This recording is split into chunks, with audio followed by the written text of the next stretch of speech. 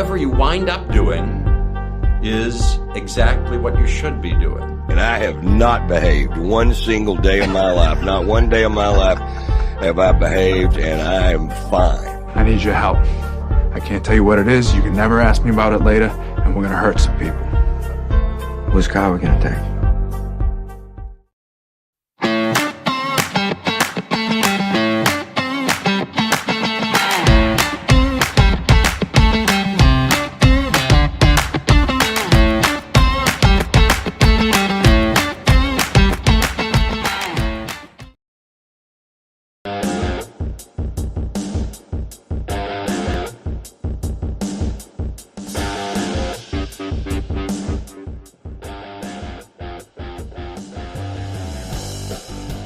You guys are going to have to forgive me today. Thanks for joining us on the Nikki Medoro Show. I am dragging today. I apologize. I had to put my oldest on a plane at dark 30. My camera here. There we go. Hello. I had to put my daughter on a plane at dark 30 to Washington, D.C.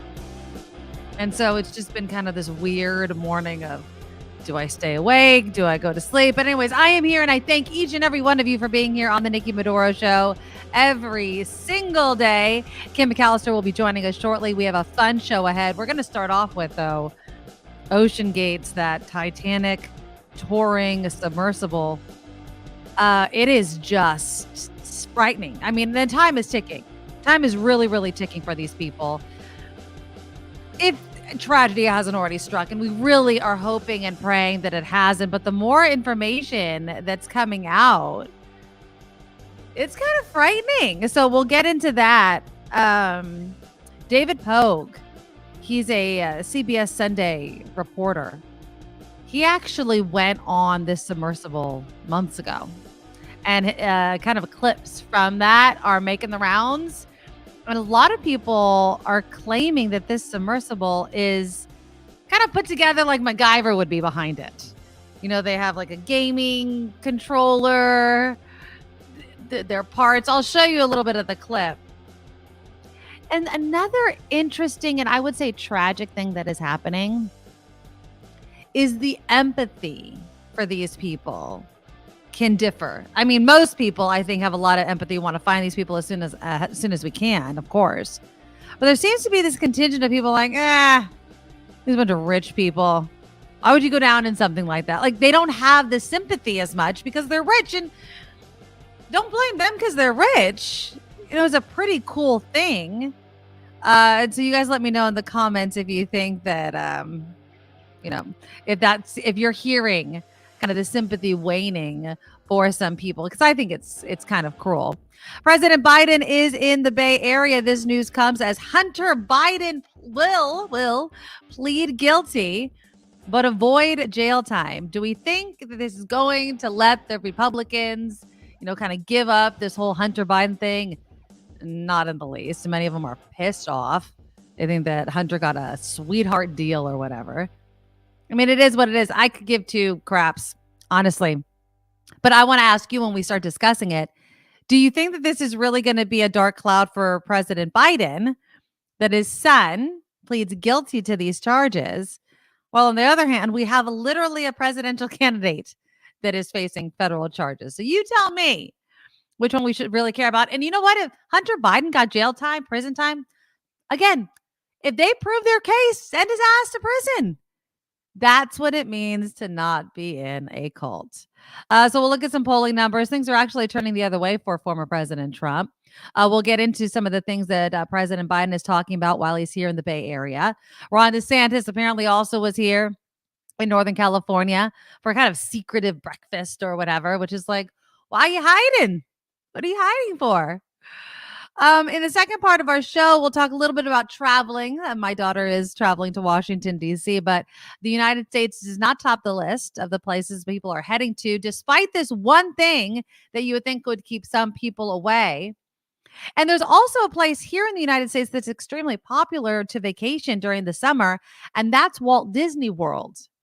But fans of Walt Disney World are sounding the alarm about one activity that they would like to see come to an end. So we'll talk about that. Do you think the older generation gets it? There is a new video that's making the rounds. And we've heard these before. And they're calling out boomers specifically.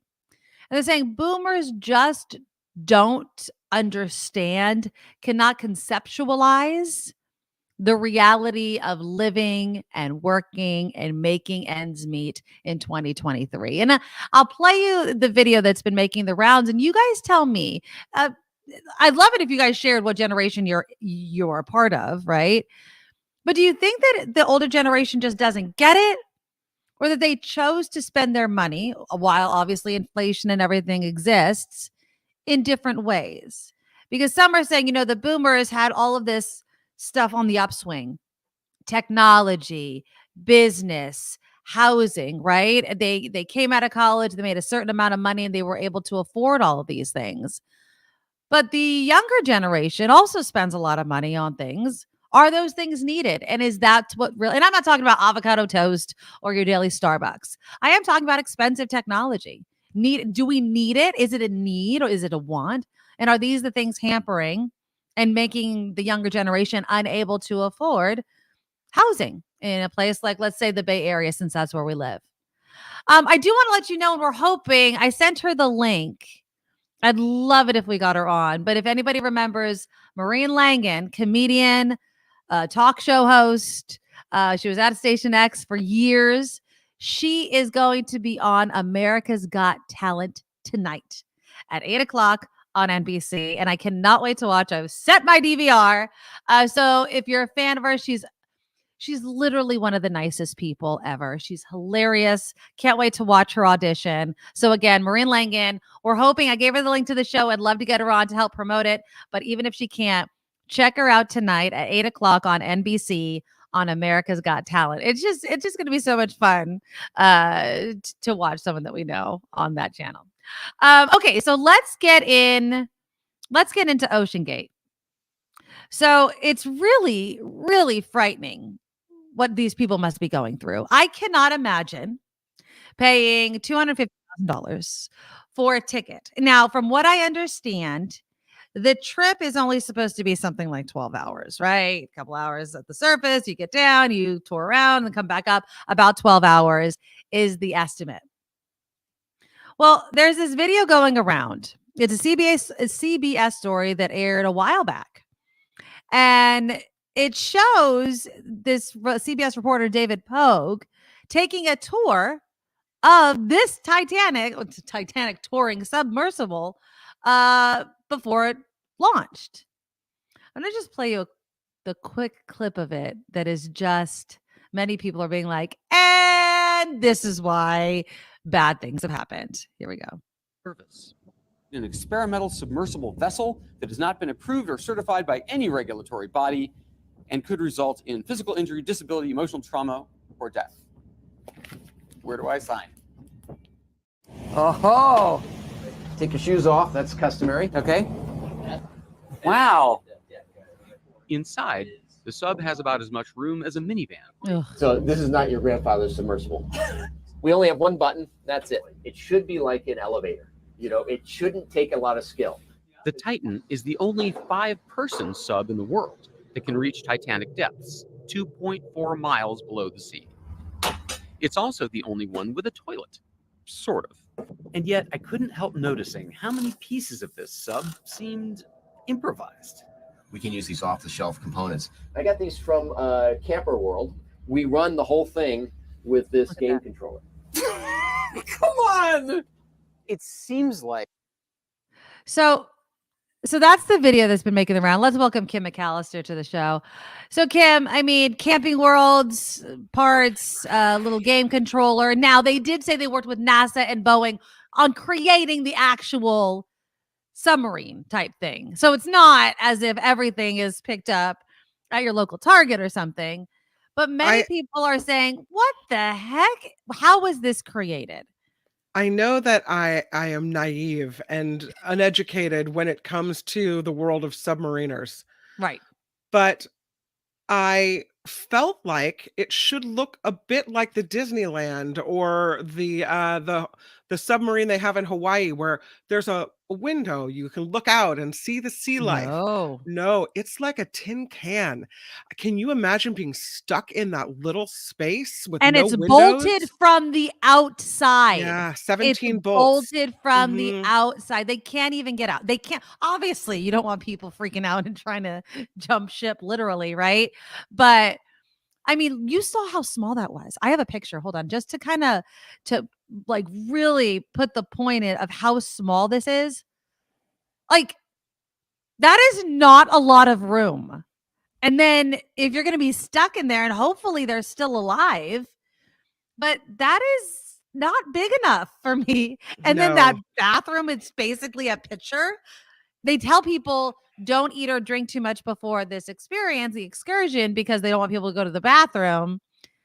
I don't know about you, but I'd be S in my pants if I found out that we were running out of oxygen and something happened down there. I don't know. I'm so scared for these people. Well, anyways, David Polk, who was the one in that piece right there that's been going viral, he gave an interview to CBS this morning. I want to play you a little bit because his perspective, he's, one of the very few people besides those that are stuck on the submersible that know what exactly it's like. So here he is again on CBS this morning. I mean, this entire industry, this adventure travel industry is dangerous. Going up in the rockets, visiting the volcanoes, everybody knows the risks involved. And I can tell you that these submersibles are one-offs. It's not like iPhones, there are thousands of them that they can perfect. There's one of it.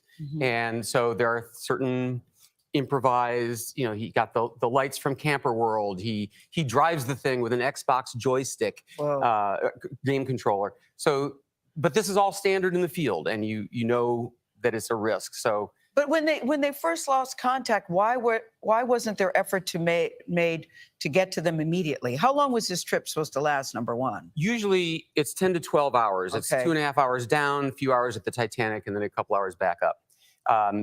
Why didn't they send the alarm sooner? I can only guess it's because things go wrong all the time in this business. The time I was there, my dive to the Titanic only lasted 37 feet down, and then it had a mechanical problem and had to be hoisted back onto the ship. That's very standard. So they probably thought, well, the comms will come back. David, to expand on Gil's question, are there any outside bodies outside of Oceangate that they paid to keep eyes on the sub just in case something like this happens? This is a good question.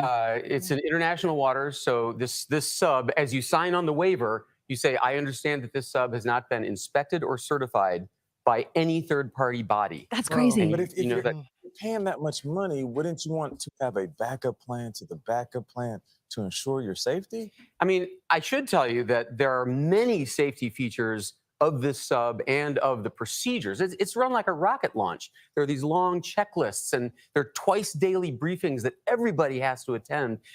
There are 7 different ways to come back to the surface. And why haven't they? That's the real question. Why have we not seen this thing come back into the sunlight? That is the question that makes my blood run cold. Of those 7 different ballast systems, several of them work even if there's no electricity. One of them even works if everybody's passed out. It's a time-released sandbag that after 14 hours drops off by itself. So this thing should be bobbing on the surface.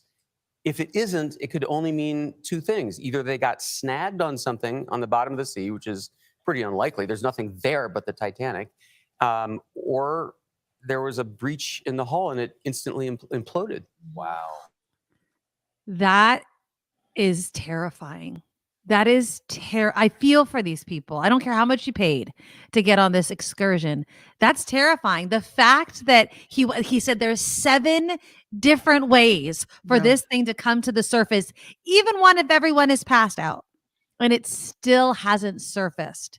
Now, again, my heart goes out for these people. I'm not trying to make light of it, but wouldn't it be insane? And I don't think that it made it down to the Titanic. When they lost their comms, I don't think enough time had passed to make it all the way down to the Titanic. But could you imagine if you were snagged on the Titanic? Like something was keeping you strapped to this thing that you were dying to see. And I forget who was asking, but yeah, Eric was asking, why would you want to go sightseeing in a vessel you can't see out of? I'm not quite sure the answer to that question. it's kind of like, why would you pay $1,000 for a concert that you're going to watch on the big, the Jumbotron instead of being close enough? I don't know, maybe just being there and the experience or something. I don't know exactly what they would be able to see, but since you can't really see it, I mean, it's not like you're scuba diving anyway. There was always going to be a barrier, but I get your point, Eric. Yeah. It's a lot of money to spend on, like, look, there's nothing to see. I would assume it's cameras that you're just looking through, right? Right. So maybe there's a little hole in the end. I don't know.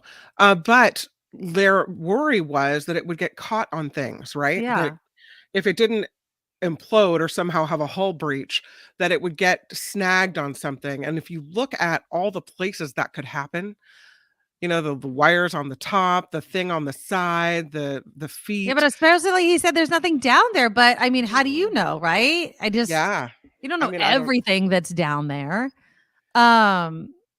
It's so sad because I'm sure obviously you don't pay that much money.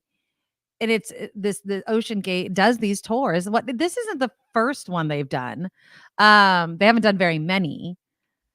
I don't know. It's so frightening for these people. And yeah, Amy, they have about 40 hours. They had a press conference this morning. They have less, that was a couple hours ago, 40 hours of oxygen left. Them under the assumption that nothing has happened to the actual vessel, that it hasn't exploded or imploded or something, and that the people are still alive in it.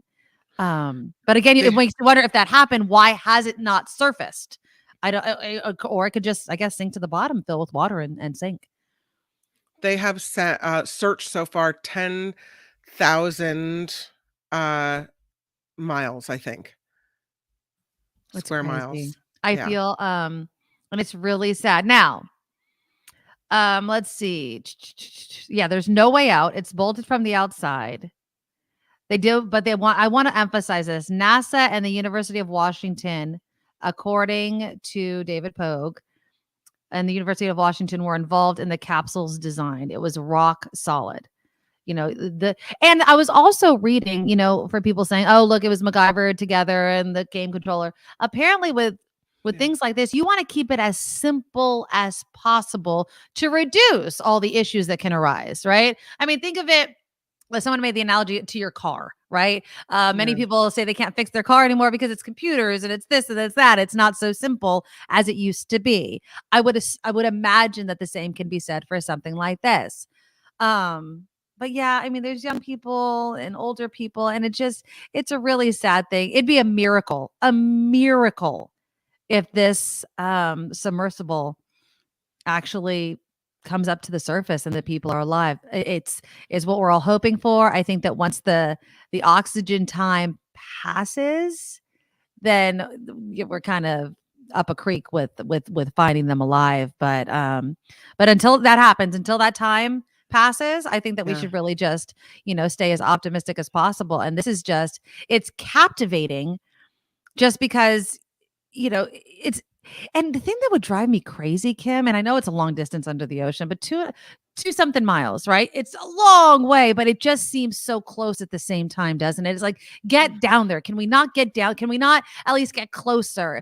Somebody else was saying, why couldn't they tie a line to a boat at the surface? Why, you heard one of the people on CBS this morning saying, why wasn't there a plan B, C, D backup? Somebody keeping eyes on the whole thing.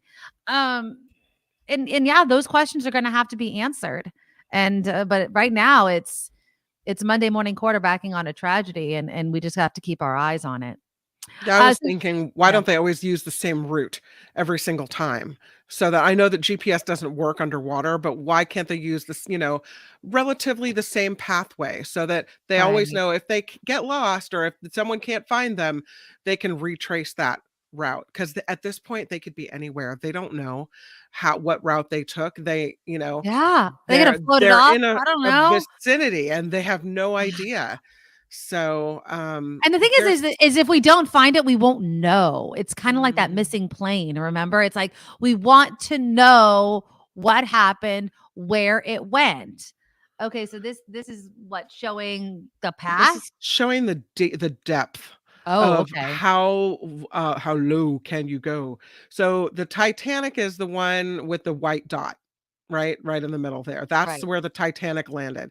This submersible to the left of that can go even deeper. It can go the depth of a submersible, as they say, 4,000. 4,000 meters, and that hits Yeah. the abysmal zone, which is not very Mhm. comforting if you have family members inside this thing. And the thing is that most other vessels can't go that deep. Right. So if they did land that deep, then it's going to be really hard to rescue them, especially in time. But even recovery is going to be hard because there's not a lot of vessels that can hit that depth.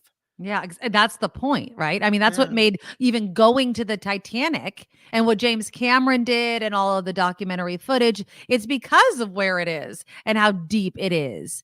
God, it's frightening. I can't imagine the fear these people are. They're going, if they don't get out, they're going to die in this tiny ass capsule with these people. And oh God, I can't even imagine how frightened they must be. It is so, so sad. Yeah, Jim says, how long did it take to find the Titanic? And that's a big, huge ship. Heather makes a good point. The variability in current alone would make it nearly impossible to follow the exact same trajectory every time. Yeah. I mean, you can be like, okay, we drop here, do math. I'm sure there's math and equations that you can do to but who knows? What if something floated by? I don't know. And that's the thing. Yeah, it's going to be something we're going to keep a close eye on. Obviously, if there's any breaking news, if they find it, we would obviously let you know. But yeah, our hearts go out to everybody that's still there. The other big news of the day, of course, has to do with Hunter Biden. And are Republicans pissed off? Which you would think, with a Trump-appointed attorney accepting this deal with Hunter Biden, they'd shut the hell up. But no. So Hunter Biden will plead guilty in a deal that has to do with a felony gun charge, and taxes. Okay. Here is a little bit of CNN talking about what this exactly means, not just for Hunter Biden, but any kind of future cases. With the announcement of 2 agreements between my client, Hunter Biden, and the United States Attorney's Office for the District of Delaware, it is my understanding that the 5-year investigation into Hunter is resolved. That is the key sentence right there. It is my understanding that the 5-year investigation into Hunter is resolved. Hunter will take responsibility for 2 instances of misdemeanor failure to file tax payments when due to a plea agreement. The firearm charge will be subject to a pretrial diversion agreement and will not be subject to the plea agreement, but will also be filed by the government. Here's also what he says about Hunter. He says, I know Hunter believes it is important to take responsibility for these mistakes he made during a period of turmoil and addiction in his life. He looks forward to continuing his recovery and moving forward. Of course, again, the key operative parts of that statement are that at least in their discussions with prosecutors in the U.S. Attorney's Office, again, this is a U.S. Attorney, David Weiss, who was appointed by Donald Trump, kept on in this job to oversee this investigation. This deal that resolves this investigation, according to Hunter Biden's attorneys, they believe this resolves everything. And really, that's an important part of this. So does it really resolve everything? Well, Republicans are pissed off. Congressman James Comer tweets out, Hunter Biden is getting away with a slap on the wrist when growing evidence uncovered by the House Oversight Committee reveals the Bidens engaged in a pattern of corruption, influence peddling, and possibly bribery. Now, I hate whataboutism, okay? But I'll say this, it's very hypocritical, okay? Look, it went through the attorneys, a Trump appointed attorney. He's not shying away from any of this. Why not hold everybody accountable, Republicans, Hunter Biden and Donald Trump? Congressman Darrell Issa says the case is not closed. Anyone can see Biden's DOJ went easy on Hunter Biden. Biden's DOJ, it was a Trump appointed attorney. Congressman Andy Biggs says justice has not been entirely served yet. This is a deflection from more serious charges to come. what do they want? It's how many times, and this is just my outsiders looking in. It's a Trump appointed attorney to avoid the appearance that this is Biden's DOJ giving his own son a good deal. What more can you do besides let it play out and that attorney agreeing to a deal to satisfy people? Yeah, exactly, Mario. Republicans want Hunter Biden to go to prison for not paying taxes, but they idolize the king of tax evasion. Exactly. And again, I don't want to play the whataboutism. If Hunter Biden, which he did, went through the process and how he's going to be pleading, that is the plan. Yes, he's going to avoid prison, but it is what it is, right? If that is the consequence, and that is the consequence. I just wish consequences would fall, or at least a court case would go through on the other side. Jim says, just think if Hunter Biden ran for president in 2024, we'd have a crooked person from each party. You know, I think it'd be hard pressed to find anybody in politics that's completely clean, right? But yeah, so Republicans are fuming over it. Go cry about it. Stop talking about law and order when you can't even hold your cult leader accountable for the myriad of things that he has done. But alas, that is the Republican Party for you. Let's see. Here's a question for you. Jonathan Carl. You know Jonathan Carl. Yeah. He actually was on with us at Station X a couple of times. He believes that this is going to be an issue in President Biden's campaign. Do you think that this is, now that it's quote unquote been resolved, but we'll see if it actually is resolved. Do you think that it's going to taint President Biden's campaign more than Donald Trump's? I mean, but Trump has this uncanny ability to have everything kind of slide off of him. And no matter what he does, his supporters don't care. They just like him no matter what. Whereas President Biden and Democrats tend to, it seems to me, and maybe you don't agree with this, but it seems to me that whether or not a president does something wrong, that's a Democratic president or is a Democrat, Democrats will not, their support is wavering. Like if you can show that someone is corrupt or something is wrong or someone is not worthy, Democrats will back away. Whereas Trump supporters, they just keep getting closer and closer. Exactly. So I think it could. Now the question is, when you have your child has done something wrong instead of you, should you be held accountable for that? Some people would say, well, they weren't raised right. Or if you had been a better parent, then your kid would have, not whatever. I don't think that's the case. I think it becomes very sympathetic. I think a lot of people have kids that have made mistakes, and it's not a reflection and things like that. Parents. I mean, that's right. And Hunter Biden's been, and so is President Biden. I think when people raise the issue, President Biden looks like a very sympathetic person, someone you feel empathy for because he's going through struggles with his kids, even as they're adult children. So I don't know. I agree. I mean, and President Biden has said it before. He's like, I have a child with a drug addiction. Mm-hmm. What do you expect? He is still a parent. Yes, he's our president. And yes, he's been a senator and a politician, but he's also a parent to someone that has a drug addiction. And I think that resonates with Americans on both sides of the aisle. If you've ever been in a situation in which your child has done wrong, your child's been arrested, your child is fill in the blank.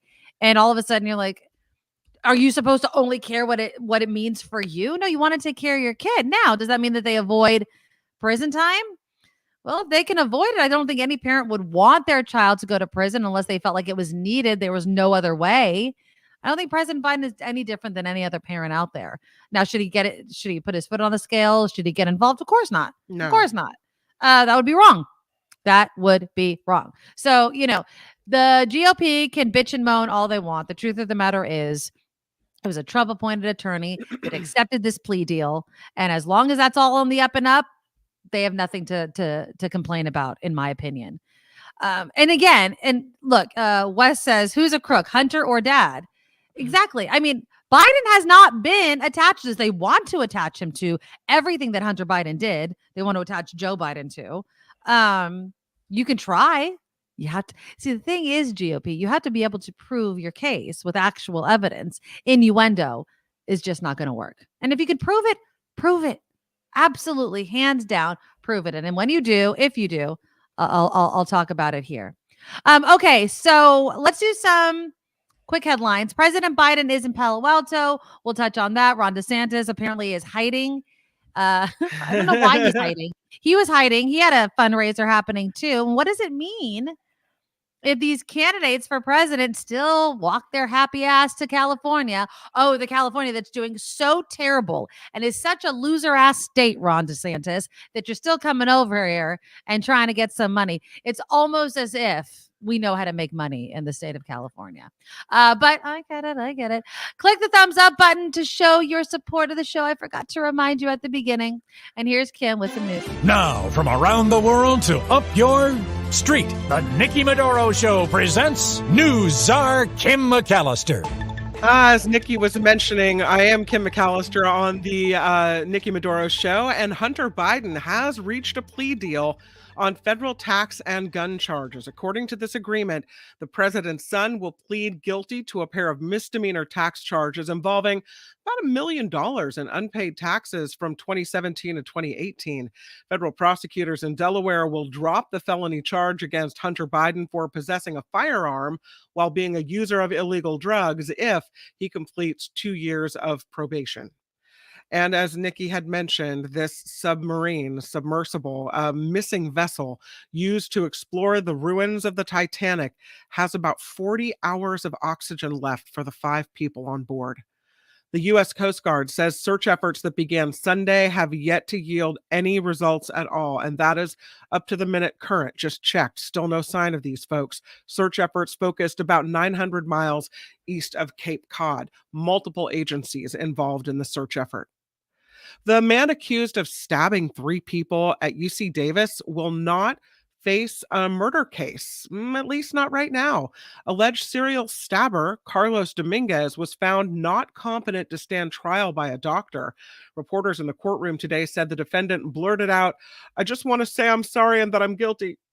Defense attorneys had requested a psychiatric assessment at a previous hearing. Yolo County Superior Court judge conducting a 3-day competency trial next month to determine if the case will proceed at all. The former UC Davis student is charged with 2 counts of murder, 1 count of attempted murder. So he went in court before a judge and said that he was guilty.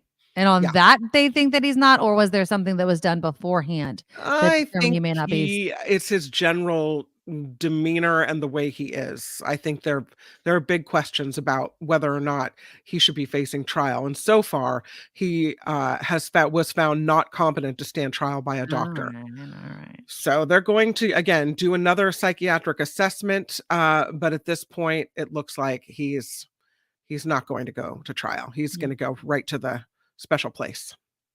Yeah, that would be the psychiatric facility.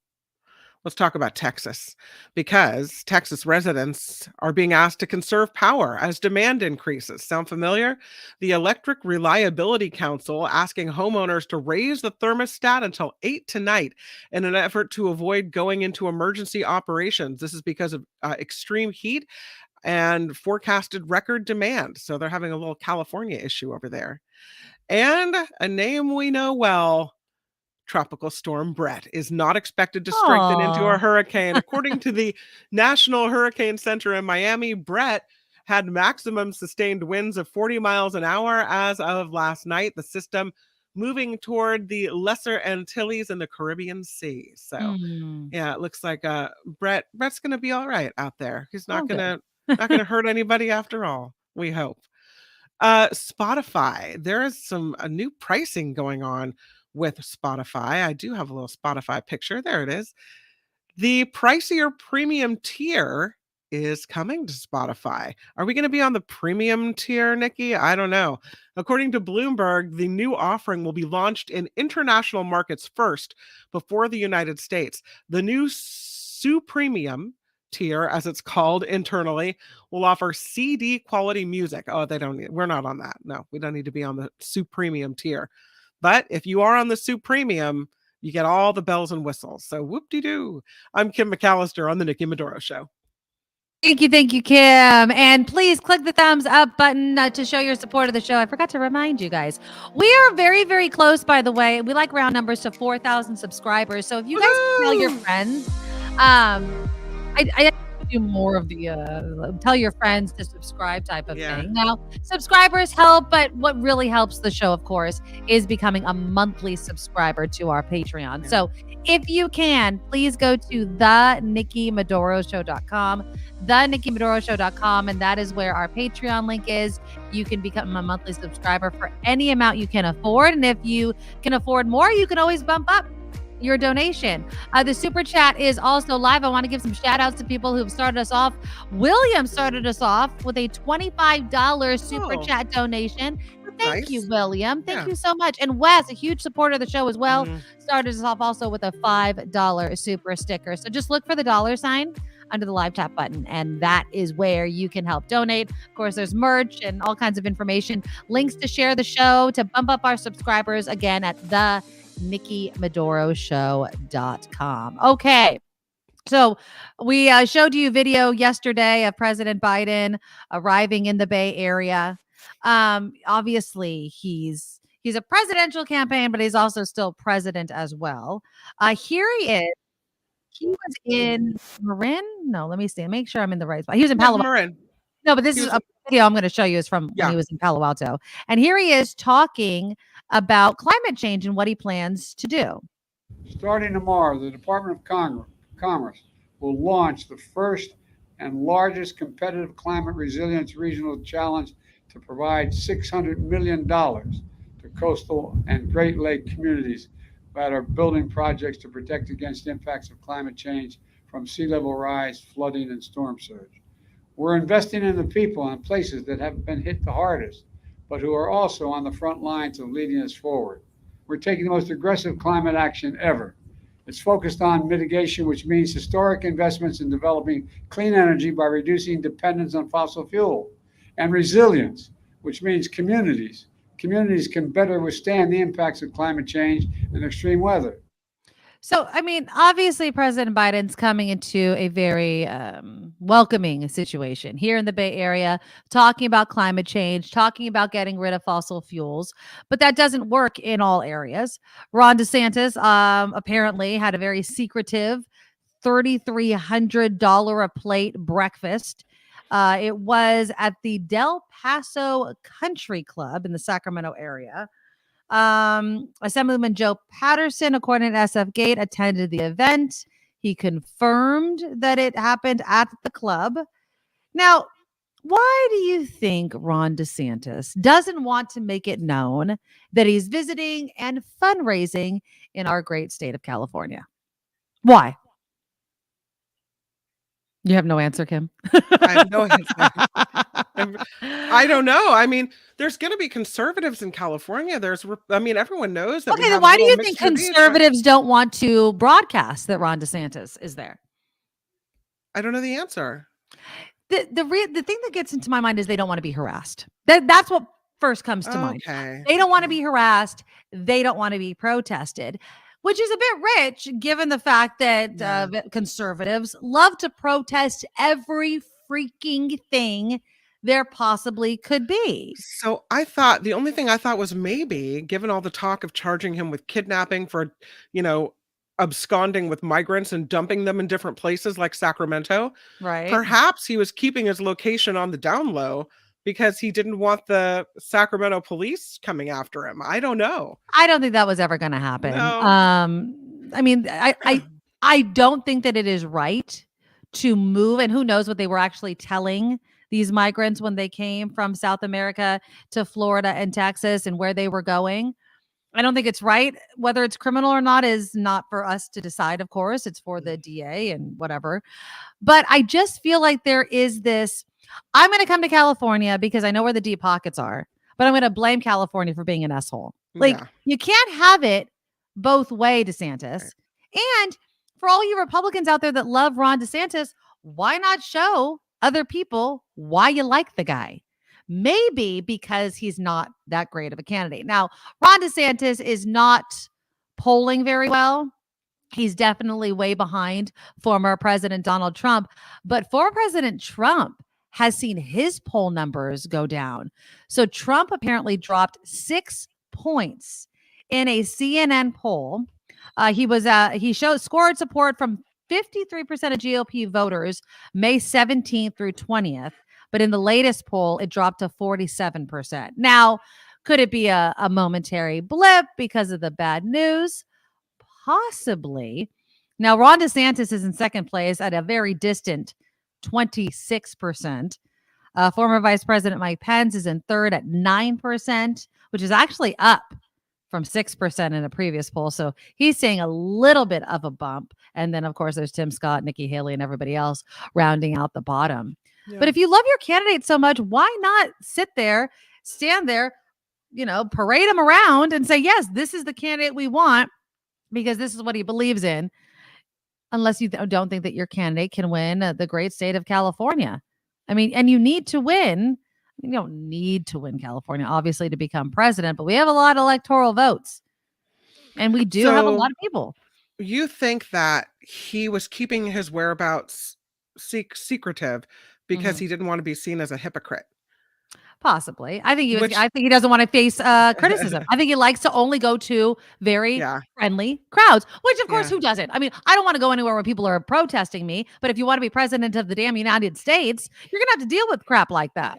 And so, and if you have the audacity to come to a state that you talk crap about every other day, then, have a little bit of backbone and show your face. I think, what was the guy that was running against, Newsom in the recall that had the bus, and what was his name? I'm brain farting on it. Come on, you guys, help me. He had the bus and it had like a bear on it. He brought the bear. Oh yeah, the bear guy. At least I couldn't support that guy for as far as I could throw him, but at least he had the balls to show his face.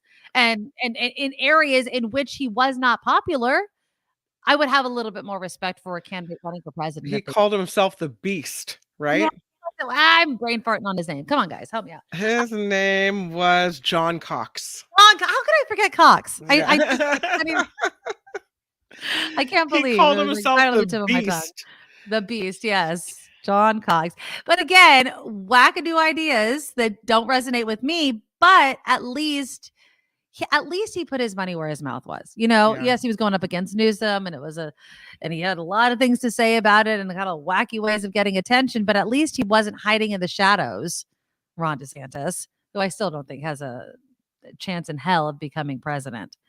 Now, we talked a little bit yesterday about RFK Jr., and there were some people in the comments that were like, I was underestimating him. There is a new call for Robert F. Kennedy Jr. to debate the one and only Jon Stewart.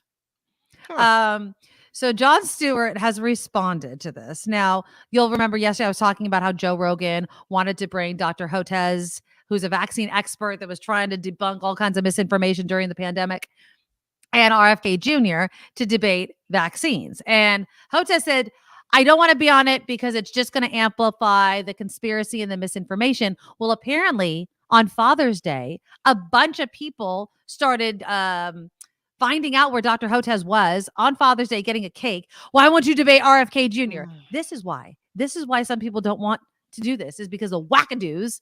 He doesn't have to, by the way. It's not in his job description to do this. But some people are saying, well, who would be great to debate RFK is Jon Stewart. So Jon Stewart posted yesterday. He's like, I'm supposed to talk to who about what now? Which is extremely funny. Do you think that Jon Stewart, let me put it two-part question. Do you think that Jon Stewart is the answer to kind of like popping the bubble of misinformation in many cases? And two, do you think Jon Stewart should ever run for office? Let me know in the comments what you think. I'd vote for him. You would? Yeah. I mean, you know how I feel about Jon Stewart. He broke my heart. I do sincerely believe that we would have never had a President Donald Trump if Jon Stewart did not leave The Daily Show when he did. It completely lined up. I really feel like... Why is Jon Stewart responsible for calling out America's because hypocrisy? He did it in a way that resonated with Americans, and there was a vacuum that was left behind, and it was filled with bullshit. Sorry. It just was. I mean, it was Jon Stewart and his show, the way he did it. I'm not knocking Trevor Noah, but it took some time to kind of get that ball rolling. He had this grip on the American public from all different aisles. Republicans, Democrats, all sorts of people watched his show. He had politicians on his show. Not saying Trevor Noah didn't, but there was this point in politics where it was like, what does Jon Stewart have to say? Yes, he added comedy, but he spoke truth to power, and he got these people on. He didn't put up with any BS. Took on Tucker Carlson infamously. And I just feel like because he left when he did, which he was totally in his right to do, it left this vacuum. And Trump, one, filled it with the BS politics entertainment that he did. He was a joke when he first announced his presidency, but there's no one to call him out on his BS in a way that made sense to people. And so do I blame Jon Stewart for former President Trump becoming President Trump? Yeah, I do. I don't think you can. I don't think there's never an oath taken. There's never I'm going to do this for the rest of my life. I don't think we can hold him responsible for that because, I mean, he did what he could for the time he wanted to do it. This is I blame him. I will blame him till the day I die. This is not how can you say he needed to stay in one job and one job only because he's providing this valuable service? Well, he's doing it again, isn't he? The problem with Jon Stewart is a show. Is it Apple TV? I think he's on. Of course, so now it only reaches a certain number of people, although clips go around on social media and what have you. No, I mean, are you supposed to never do anything else because people love you on this show? I think that platform size matters, right? I want to grow this platform and continue to do it. But Jon Stewart, in the heyday of Jon Stewart doing the Daily Show, there was poll after poll that asked Americans where they got their news. He was up there. Yeah. That's how significant his commentary and his program was. Yes, it was funny, and you can laugh it off and say, oh, it's insignificant because they have jokes and what have you. And that would be your mistake, in my opinion. That would be your mistake. I firmly believe, and I'm not exaggerating, that if Jon Stewart had continued to do the Daily Show in the way that he had throughout the election of Donald Trump, he would never have become president. I honestly 100% believe that with every ounce of my soul. I just do. I think he would have called out the BS. Now, I'm not saying, I don't know who would have become president. I'm not saying Hillary Clinton even would have become president. I don't know what would have happened, but I sure as hell know.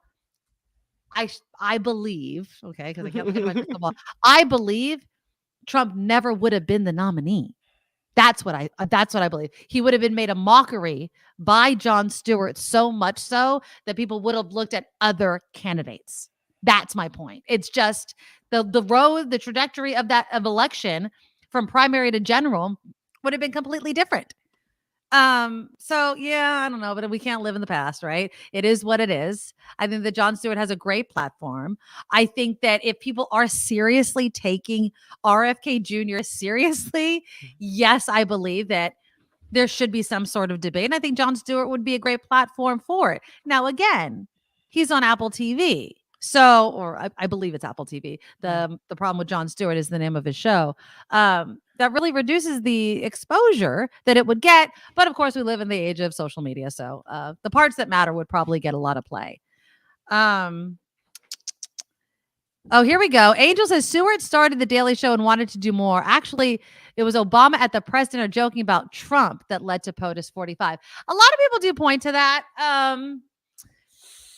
Yes, I could give you a little bit, but I don't think it was fully that way. I think that Obama flat out saying, you'll never become president and those sorts of things was, making fun of the former president. Yes. But those things could be, in my opinion, forgotten very quickly with the satire, the truthful satire of a show like The Daily Show with Jon Stewart. That's what I believe. And yeah, I do believe that Trump's ego, Angel, was took a hit, and that's the one thing that Donald Trump can't stand. But again, it was the response to Trump's retaliation to Obama that could have been decimated by someone like Jon Stewart. I know that I might be like singing the praises of just a very common man here, but I remember, not that we don't all, but I remember that point in time, and I remember how influential The Daily Show was. Yeah. And I look into my own personal crystal ball and I think it could have been completely different. I just do. But I like Jon Stewart. I'm not blaming him for the demise of our own democracy. I'm not blaming him for January 6th or anything else. I'm not doing that, but I guess I daydream about where our country could have gone if we weren't just seeking some sort of entertainment and Donald Trump and his deplorables filled that void. That's just what I think. Let's see. Yeah, Kevin says you overestimate the power of Jon Stewart. Maybe. And he says the GOP would have found another nut job. So who are we looking at? I mean, who dropped out when Donald Trump was first running for president? I mean, there were so many people. Paul Ryan was running back then, right? Ted Cruz, Lion Ted. We had Chris Christie, who had his own freaking drama. There was a lot of nut jobs. I will agree with you, Kevin. But I'm just saying those nut jobs weren't also delusion. I mean, I guess they are kind of in their own special way. But I feel like Donald Trump is on his own kind of special, delusional platform than other people. And Marco Rubio. God, do you remember back then? There were so many candidates. Who was the surgeon, the black surgeon who ended up being a cabinet member who overspent on furniture? Remember him? And who was there was the pizza guy, the guy that owned the pizza chain. Remember that? I mean, there's just so many people. Sarah Palin, yes. There was a lot of Republicans running. Now, again, would any of them been better? They wouldn't have been as bad as Trump. I'm sorry. He is so delusional. Oh, Carson. Yes, Carson was his name. Yowza. Yeah. Ben Carson. Yeah, he was the brain surgeon that was kind of an idiot, but well, you're not touching my brain, pal. It was so funny if we didn't end up with Trump, right? I mean, it was hilarious. It was crazy. All right. But I still think between Trump and Biden, there is no question. You can point, and I will give it to people concerned about the age and all of that stuff. But if it's between Trump and Biden, obviously Biden. There is no question in my mind. Now, I know some people don't like Kamala and what have you. That's politics. But I just feel like we're talking about an old president. And I'll just use the word old because that's what people are saying, and he is old. Versus somebody that literally has tried to undermine our democracy being in the White House again. It is not okay what he did. I can't believe he might be the nominee. I think the GOP lacks the backbone to hold anybody within their party accountable. There will be no checks and balances on this guy if he's allowed to become president again. And we just can't let it happen.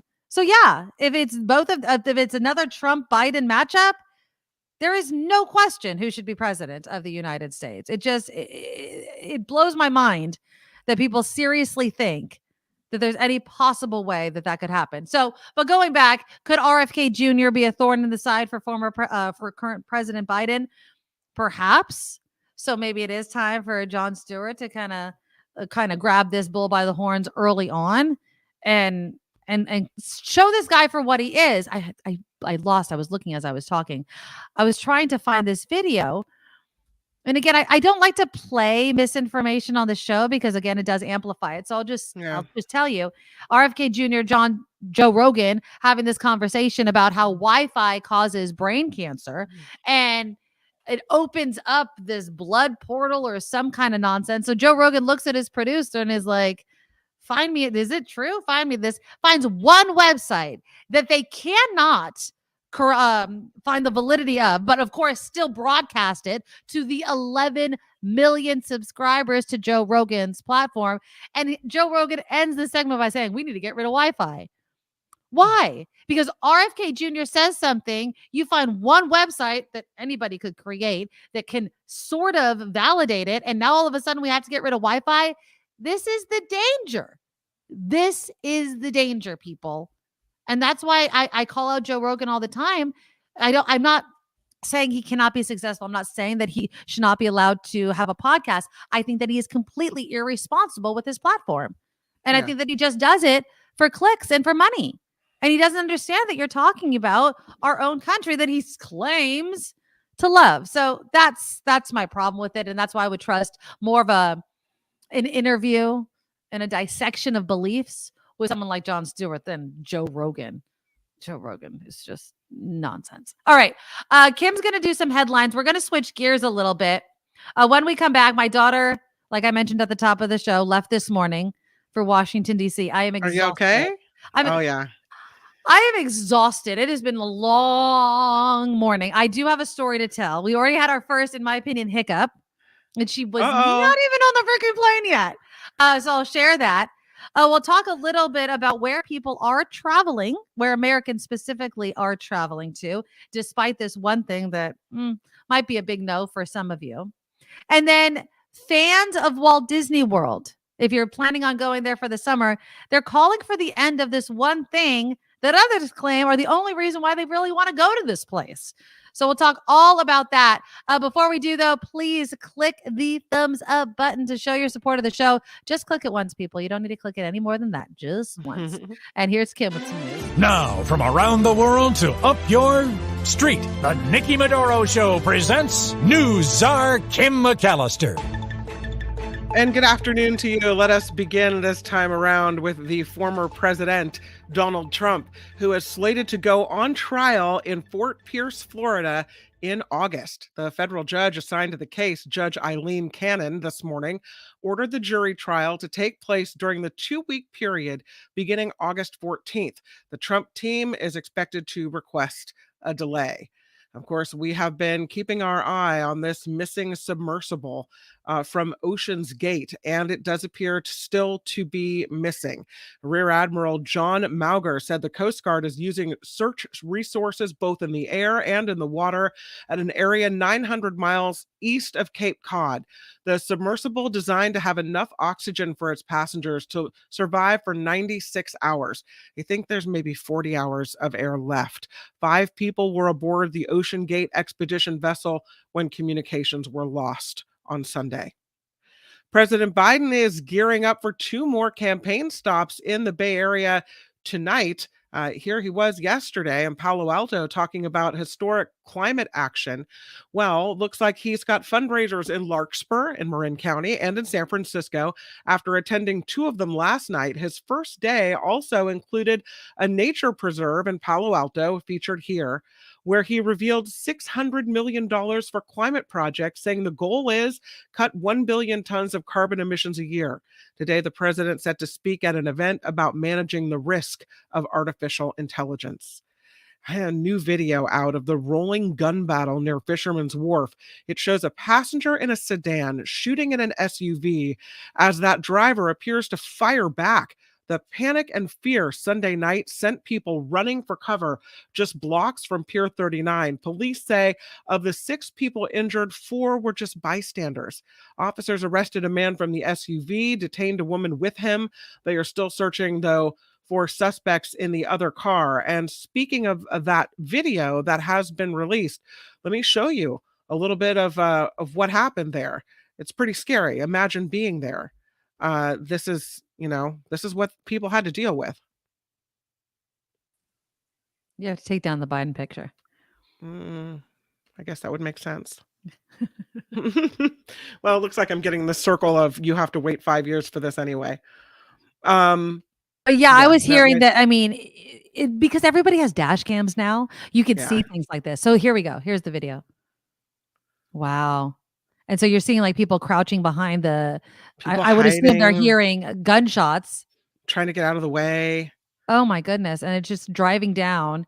Yeah. Yeah. I mean, videos pausing for whatever reason. But I wanted to tell you that I know someone that was in the area when this happened. Really? And her name is Catherine, and she's a hairdresser here in Petaluma. She says on Facebook, "We were there. We heard the shots loud and clear. No one knew yet if the shooter was on foot and heading into the crowd. She said, my daughter was facing the street and saw people dropping to the ground. We ran into a restaurant and a bunch of us hid in the freezer. Finally, Twitter said the shooter was in a vehicle heading away from our location. This news story doesn't mention all the victims or if anyone was apprehended. Yes, 2 people apprehended, Right. 6 people hurt, 4 of them bystanders. But what the story doesn't mention is all the people who were scared to death because of this whole thing, hiding in freezers on a holiday weekend in San Francisco, hearing gunshots. Think about the number of people in that area fearing the worst. Super, super awful. scary. It's awful. Yeah. A story now about lifespans, because there is a new study that says employers could extend the country's average lifespan by 12 years by 2040. Researchers from Deloitte found Americans could live to nearly 90 years old with as much as 95% of it in good health. No. Well, no, you don't want to be 90?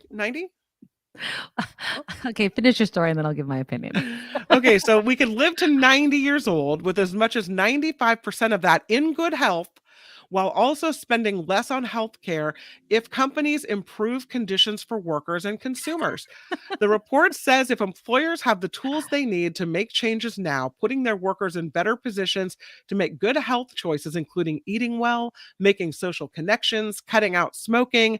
Deloitte's team says they can do that by increasing access to screenings and services that address all of these topics. Yeah. Okay. Well, one, we already know the things that we're supposed to do to keep ourselves healthy, and we don't do it. My husband and I we were sitting in bed the other night, and he like shows me this meme on his phone. It's like, if you want to feel better, go to bed early. Me reading this at 3 a.m. Right? It's like your phones 15 minutes before. There was an Amy Schumer joke. 15 minutes before you go to bed, get off your phone so you can get a good night's sleep. No, I need to go to bed with my phone right in my face. We need to eat healthier. We need to move. No, we're not going to do any of that. But I'm going to make an unpopular comment, and I'm saying this, and it breaks my heart to say something like this, because obviously we have parents that are of older ages, and I have people probably watching the show that are older ages. I don't believe, like what Kim mentioned about businesses supporting healthcare, all these things. I don't believe that's going to happen. So what I do believe is people are going to live longer, and then it's going to be this kind of burden for them. Like, I don't want to live longer and be a burden. I can't afford where I'm living. I can't afford a mortgage. I can't afford rent or food. Climate change is burning up my neighborhood, and I don't want to live that long if that's the reality that we're just going to continue to perpetuate. Now, if we clean up the environment and make housing affordable and make wages fine, that we can actually save for retirement, those sorts of things, make healthcare free, because we don't want to die, then fine. But if it's, unless that is happening, no, thank you. I just want to die. I don't know. See, I was going to say, how long do you want to live? What's your magic number? This is the problem. I love my father, and he's getting up there in age, so I never want to say an age that he's close to, because I don't want him to die. I will say I definitely don't need to live to 100. I don't know if I necessarily need to live to 90 unless I'm really good. I see some 100-year-olds, some 90-year-olds. They look like they're 60, 70 years old. If that's me, done. Fine. But if I'm just sitting there watching whoever replaces Pat Sajak on the Wheel of Fortune, nah, I'm good. Let's go see what's next. That's just how I feel. I'm not saying that's for everybody. I'm not saying that people need to die off, but I believe in life after death. So let's just see what's next. You see the story about Santa Cruz, this little seal that hopped right up on a surfboard? So cute. Kind of cute. This seal pup went surfing. And the drone video of the cuteness has now gone viral. I'll play it for you. I'll try to in a moment. I'm not doing well with the videos today. But the baby seal, apparently, one happened in Santa Cruz, also in San Diego. And it looks like this is the baby seal that popped up in possibly San Diego's Pacific Beach Saturday. And it starts riding the waves on various surfboards. Even when they're resting, this little guy just pops up, hangs out on the circle of surfboards. Folks called SeaWorld about the surfing seal pup. They sent a team to check on it. They say the pup appears to be an orphan, but healthy enough to care for himself. And he just likes people, and he likes surfing. I think this is what I imagine. I imagine that this pup has been watching these surfers for as long as it's been alive, and is just like, I could do that. Like, it's been trained. It's watching and watching and watching. It's like, shoot, I could do it. Do you have the video? Let's see if it works. Okay, so do I have the video? I don't know. I thought I had the video. I see it on the screen. No? Why can I not find it now? Oh. Hold on. See, this is my bad luck today. I am not doing well. Okay. Well, nope. It's okay. Just Oh, wait, imagine no, a I little. have it. No, I have Okay, it. There it okay, is. okay. There it is. There it is. Okay. It takes me 5 years. There he is. Oh, This is look the how one. This is cute this he is an is. otter in Santa Cruz. And they usually will swim near surfers, but in this case, he climbed this otter right above on the surfboard, just kind of hung out for a while, catching some waves. The woman who was on the board hopped off and let the seal So hang you want out that on the board? board. It's yours. There you go. Yeah, they say usually they Aw. don't do that, but for whatever reason, this otter just popped right up. So there was a seal in San Diego and an otter in Santa Cruz on the surfboard. Jennifer So. makes a good point. I'd be afraid it was fleeing up from a Oh predator, yeah, right? It's like, exactly. I'm hopping Here on. comes the shark, right? Because you've seen the Yeah. boats where like there's like sharks or whales and all of the otters are hopping on the boat and they're like, get off. They're like, I ain't getting off. You get off. Yeah, there he is. She's like, oh, I'll just wait out here for you to be Oh, done. how cute. Yeah. Oh, hanging 10. There you go. All right. So I finally got the video. Thank you for your patience. I'm Kim McAllister. This is the Nikki Medoro Show. Thank you, Kim. We really do appreciate each and every one of you. Oh, Where what am happened I? to you? Hi. All right. You're fine. Okay. I'm here. You're here. Let's all do this together. Okay. So this morning, I'm dragging Kim. I don't know how you felt after you dropped your daughter off last week, but last week, Kim's daughter Julia went to Washington, D.C. on her trip. Today, my daughter went on her 8th grade trip to Washington, D.C. Let me check. I've been checking the airlines to see if they've landed. They land in about 15 minutes. Okay. So I don't know if I share this with you. I'm trying to get my daughter to condense her bag. I didn't want her to. They said don't check a bag. It's not covered by the fees that we've already paid. So you'd have to send your kid with some money, and it could be kind of a hassle. And if everyone just brings carry on, then we could just get off the plane and leave. Now, it wasn't required. You could check a bag if you wanted to pay for it. One of the chaperones did that. One of my daughter's friends decided to check a bag, which is fine. But my daughter consolidated. Okay. And she had all this stuff in her bag because she was going to have her bag with her at all times. So I drop her off, and a couple hours later, I get this it's a voice, not a voicemail, it's a voice message where they message it, her and her friend. Mm-hmm. And like, the airline was really nice. They let us check our bag for free. Yeah. And I'm thinking to myself, but why would you want to do that when you could keep your bag on you at all times? Like, if I had consolidated, maybe I'm wrong here. You guys, to all you travelers out there, if I had a choice between checking a bag or having a carry-on that I've already packed. Now, I could understand if I wanted to bring my full size, this, that, the other. She's already at the airport. Everything is already carry-on friendly. Okay, so we're not changing anything. Why the hell wouldn't you just keep your bag with you to avoid any sort of problem that could arrive by checking said bag? So if you have a backpack and a carry-on, that's a lot of those little carry-on size suitcases in the overhead bins. So I think they probably looked at all these kids rolling these little square suitcases down and thought, we got to clear some space in our bins. And plus, if some people are already checking baggage, the group has to stop anyway. So you might as well just take advantage of having it checked so you don't have to, handle it, get it out, roll it around, done. Oh, see, you're way more positive. Now, I don't know. This is what I also don't know. I don't know if they checked it when they were at the check-in counter, or if it was, oh my God, all the bins are filling up. We'll check your bag for free right when you're entering the plane. Now, if that's how it is, done, because it doesn't go underneath the plane. It's like first off, right? Yeah. So I'll be okay with that. But this was the other thing. All of her money she put in her carry-on bag that is now not with her anymore. Now, it's not a lot of money. Everything's pretty much covered on this trip. It's like spending money. Yeah. Apparently they were running late, so they weren't able to get food at the airport before they checked in or they got on the plane. So now my she had like a boost or something before she went to the school, but she hasn't eaten anything.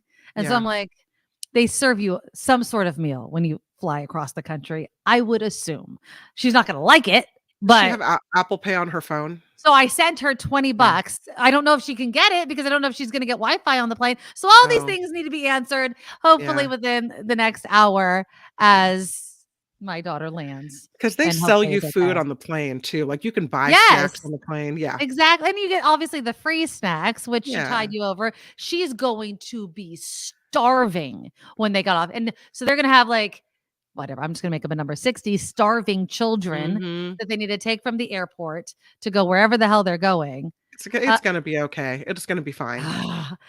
Kim writes in, I try and keep it to carry on at all costs, but it is convenient to not have to truck your crap around the rest of the airport after security. Sometimes you could be far from your plane's gate. Yeah, but she has a nice little rolly one that I just bought her because she needed a carry-on. So it's all these things I bought.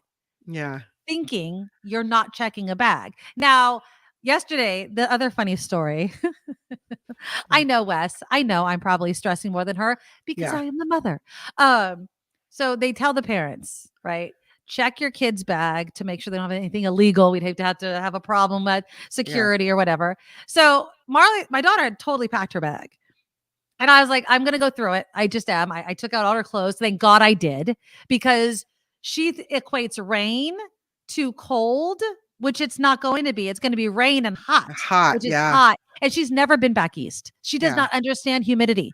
She's been to Arizona, which is hot, but it's a dry heat. This is a steamy heat. This is shorts weather. This is, and she didn't want to bring any shorts, which I'm like, okay, but you need better tops because long sleeve. So thankfully I checked that. Then I'm sitting there and her bag looks good. And I'm like, oh, how many pairs of socks did you bring? Kim, my daughter, for a 5-day, it's going to be rainy and humid trip to Washington, D.C. Where you're doing a lot of walking. Brought 2 individual socks that did not match. And that's it. Not 2 pairs, not even 2 freaking pairs, 2 socks. 2. If I did not open that friggin' bag, she's like, I'm like, what were you going to do? She's like, just wear the same socks. I'm like, you're disgusting. Ew. I'm like, that is disgusting. Thank God I checked. And she like laughs. And my husband, he is a sock person. Like, there is nothing better to my husband than arriving to a new destination and changing his socks. He loves fresh socks. It is just orgasmic for my husband to have a new whatever makes you happy. Whatever makes you happy. Yeah. I don't know. I'm like, how do you not bring enough? And she didn't bring like flip-flops or anything to air out the dogs at any point. So we averted that catastrophe, not for her, but for the people that she has to sleep with or smell those feet. But did you put some shorts in? Did you slip a pair of shorts in? No, the reason why I didn't bring any, didn't slip shorts in, even one, she was going to be sorry about that. She's going to be sorry about it, but she did bring really light, like not crop tops, but light, like really short tank toppy tops. The reason why I didn't is she really doesn't have any shorts that aren't cheerleading shorts. Oh, okay. Those are too. Do you understand what I'm saying? They're too short. They're too short. She doesn't really wear shorts. If she's going to wear shorts, they're cheerleading shorts. And I wasn't going shopping for her yesterday when she packed. Yeah. So, and the pants that she brought are light. They're thin, but she's probably not going to be too happy about it. But again, lesson learned. And I asked her a million times, are you sure you don't want to bring those shorts? And she said, no, I'm not going to bring it. So I did tell her, I'm like, if there's ever shade, stand in it. If there's ever a place that you can go into, even if you don't want anything in there, go enjoy the air conditioning, those sorts of things. But it's going to be a lot of walking. So we'll see how it goes. But I'm worried sick. I'm already worried sick. I don't know how I'm going to deal with this whole entire week, but we're going to get through it. It's going to be fine. She's going to call you in the evening, check in. She'll send you a few pictures. It's going to be okay. Yeah. It's going to be okay. Don't worry. Washington, D.C. is not the number one place that Americans are going. It's not even in America. Americans are apparently flocking to Europe despite the sweltering heat, high prices, and record crowds. 55% more American travelers are heading to Europe than they did. When was this? Or no, between 2021 and 2022, they're expecting. London, the number one destination, accounting for 25% of this year's bookings. I've never been to London. I've never been to Europe. So that's definitely on my bucket list. I would love, love, love to travel there. But there's record-breaking heat as well. Extreme weather. They're under the new normal. The European Environment Agency says, what could this summer bring in terms of heat waves, droughts, floods, and forest fires? The overall outlook is pessimistic, as we've already seen this past winter and spring, but it's not keeping people away. And the crowds apparently are already there. There's high prices. I think I saw $1,200 a ticket is the average amount. People are paying $1,200 a ticket to go to Europe. Yeah. So I don't know. Let me know in the comments. Where are you guys going this summer? Anywhere? Staying close to home? Remember the whole staycation was a big thing, obviously, also during the pandemic. I would not be traveling. I'm not traveling outside the country because I'm going to Hawaii. I mean, technically outside the continental US, but staying in the US. Are you going anywhere this summer, Kim? Any excursions? No, I spent my vacation money sending Julia to Washington, D.C. Oh, how nice are you? That was our vacation. Yeah, exactly. Number That's 999 London. says $1,200 for a ticket. You pay rents like this in Germany. Wow, I would love to go. I want to go to Italy. Italy is number one on my list. I'm Italian and Puerto Rican, and I've been to Puerto Rico, so I want to go to Italy and see, kind of where my family's from and all those sorts of things. Jim, you're going a lot of LA trips, Hawaii and Austin. I'm going to Hawaii. Let's see, how many days do I have? The countdown is freaking on. Less than 2 weeks. I'm going in less than 2 weeks. That's London. Oh, I'd love to go to London. That'd be fun. Absolutely. That would be so. But you know where a lot of people like to go, even though I've never had a huge desire to visit there. And obviously for political reasons, I have no desire. Florida. Have you ever visited Walt Disney World? So I have not, but my sister did because my niece just went to the National Youth Rowing Competition, which is in Florida. What is it? So it's the National Youth Rowing Competition. Oh, rowing. I thought you said throwing. And I was like, what is she throwing? No, crew, like rowing. A boat. Yeah, I got it. And so she's with Marin Rowing. And this is the second year that she's gone. Last year, she went by herself and they won. Oh, this nice. year, my sister's family went and they came in fourth at Marin Rowing.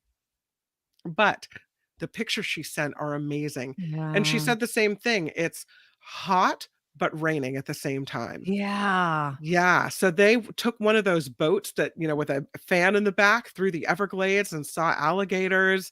Everywhere they went, they saw really interesting wildlife. They're having a really good time. Yeah. Nice. Today they're in North Carolina. So. Oh, that's fun. Now Harry's going a to college tour all the way up the East Coast.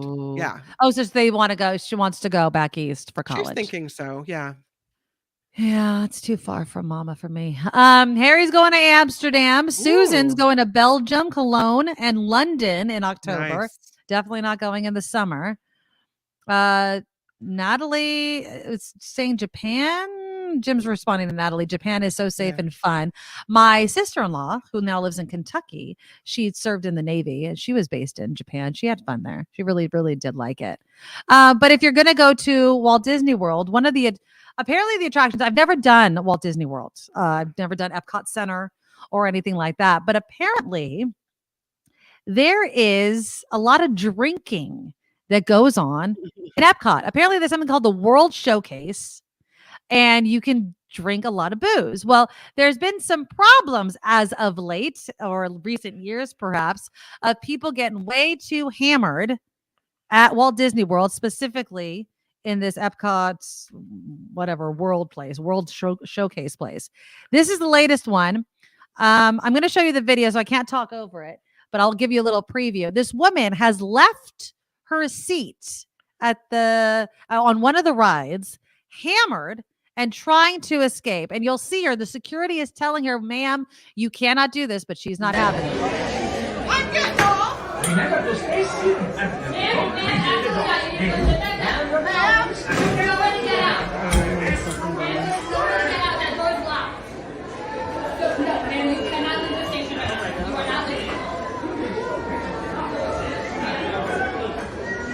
Never seen like this.